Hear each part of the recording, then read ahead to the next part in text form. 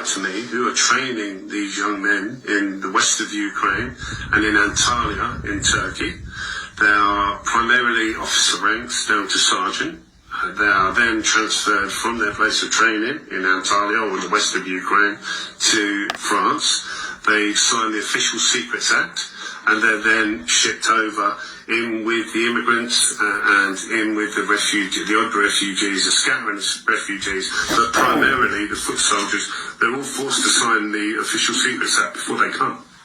Now, when these guys land on the shore, they stick out like a sore thumb because, one, they've got military haircuts for a start, and they've got a certain posture in the way they carry themselves because they're officers.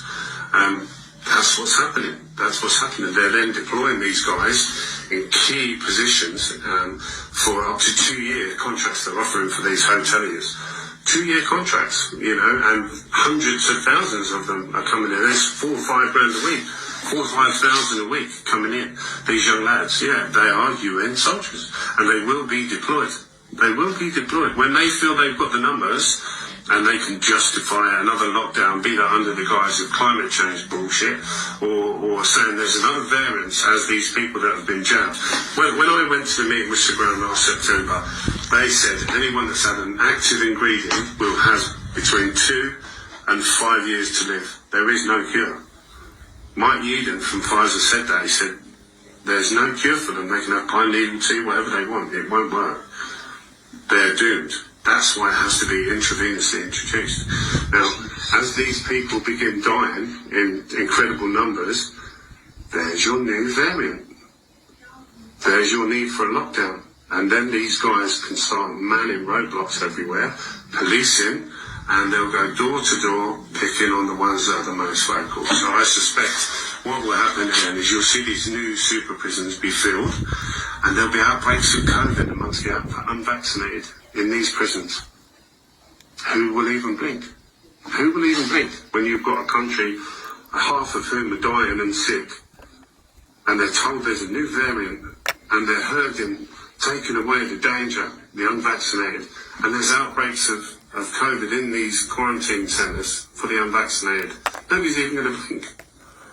And that is the plan. But what about our own soldiers? They're posted abroad. They won't be here. They won't be here. The Black Watch know exactly what's happening. They're very frightened, I can tell you, but soldiers follow orders. And they're not posted in the UK. They're in the west of Ukraine. And they're fighting Russia. And they're in Antalya and Turkey. They're not going to be here. They may well know what's going on. They're soldiers. They'll do as they're told to. They're not going to be here. They're not going to be in the UK. It's going to be these foreign young lads. And the reason for that is the government know full well that they can't trust their own people because it's their women and kids they're targeting. And the other thing, the other reason it's been done for is because it was felt that British soldiers wouldn't be happy kicking in British doors. Why would they? Why would you want to kick in your own citizens, innocent people's doors and drag them off? But these young lads, these foreign young lads from Albania, from Iraq and Afghanistan, they're going to be only too happy to do that. And they'll do as they're told to do. That's the reality, So that's what's happening. I've spoke to soldiers who have told me. I spoke to Anna de Bisray. She's a former army major. She's got many contacts still in the army, and they're all telling her the same thing. But if she say anything, you're a racist. You're a right-wingers. So why would you not want to give these poor souls sanctuary? Come on, These are young men of adult fighting age with fully charged smartphones being trained in Antalya by our own forces, by Black Watch. What can't people see? And I would suggest these MPs have got a real moral dilemma now, because do they start rallying round and think about saving their own people, or do they take advantage of the promised seat on the ark for them? But then the MPs will get dumped in it anyway. Oh, of course they will. But it's a little bit like we've got the eels in the barrel scenario, haven't you? Where they're all wiggling about, hoping it won't be me, it won't be me, it won't be me. It will be you.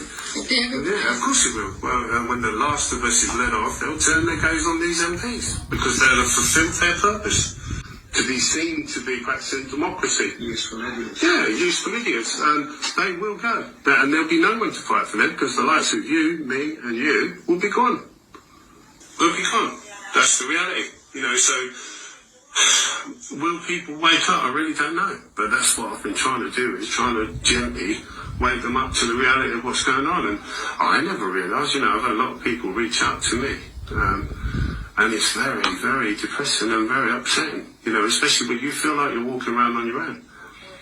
Because people just can't see it. They can't believe that anyone would be that horrible. And I cast my mind back. When you can't think historically, and they tell us that they put these poor Jews went into the showers, didn't they, to be deloused prior to being resettled.